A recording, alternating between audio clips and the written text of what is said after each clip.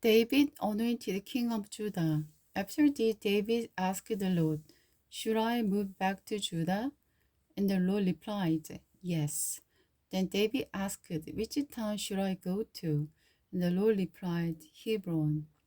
David's wives were Ahinoam from the Izeh and Abigail, the widow of Nabal from Carmel.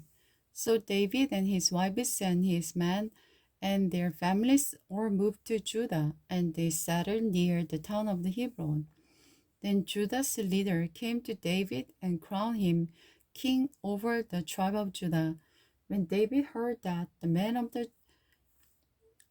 Jebel Gilead had buried Saul, he sent them this message: "May the Lord bless you for being so loyal to your king and giving him a decent burial. May the Lord be loyal to you in return and reward you with his unfailing love. And I too will reward you for what you have done. And that now that Saul is dead, I ask you to be my strong and loyal subjects like the people of Judah, who have anointed me as their new king." Ishbosheth, crowned king of Israel. But Abner, son of Ner, the commander of Saul's army, had already gone to Ahanaim with Saul's son Ishbosheth. There he proclaimed Ishbosheth king over Gilead, Jezer, Ephraim, Benjamin, the land of the Ashurite, and all the rest of Israel. Ishbosheth was 40 years old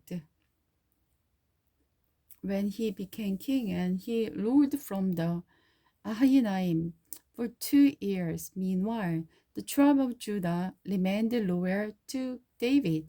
David made Hebron his capital, and he ruled as the king of Judah for 7.5 years. War between Israel and Judah.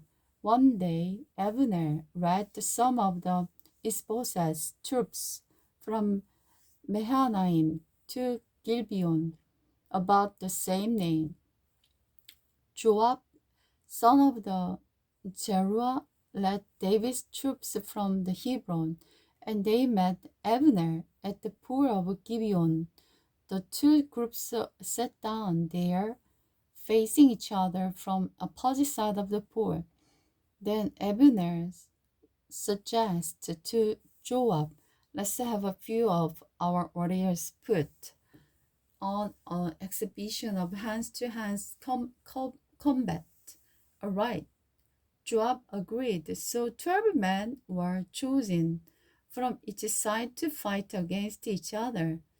Each one grabbed his opponent by the hair and thrust his sword into the other side, so that all of men died. The place had been known since as the field of the sword. The two armies then began to fight each other, and by the end of the day, Abner and the men of Israel had been defeated by the forces of David. The death of Asahel, Joab, Abishai, and Asahel, the three sons of the Zeruiah, were among David's forces that day. Asahel could run like a deer, and he began chasing Abner. He was relentless, single-minded in his pursuit. When Abner looked back and saw him coming, he called out, "Is that you, Asahel?" "Yes, it is," he replied. "Go fight someone else." Abner warned, "Take on one of the younger men and strip him of his weapon." And Abishai refused and kept right on chasing Abner. After Abner shouted to him, "Get away from here. I will never be able to face your brother Joab if I have to kill you." But Abishai would not give up, so Abner thrust the button of his spear through Abushar's stomach, and the spear came out through his back.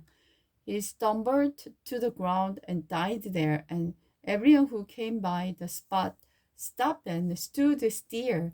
They saw Abushar lying there. When Joab and Abishai found out what had happened, they set out after Abner. The sun was just going down as they arrived at the hill of the Alma near Giah, along the road to the wilderness of Gibeon. Abner troops from the tribe of Benjamin regrouped there at the top of the hill to take a stand. Abner shouted down to Joab, "Must we erase the solve our differences with the sword? Don't you realize the only thing we will gain up is bitterness toward each other? When will you call off your men from chasing their Israelite brother?" Then Joab said, "God only knows that what would happening if we hadn't spoken for, we would have chased you all right. If necessary." So Joab blew his trumpet, and his men stopped chasing the troops of Israel.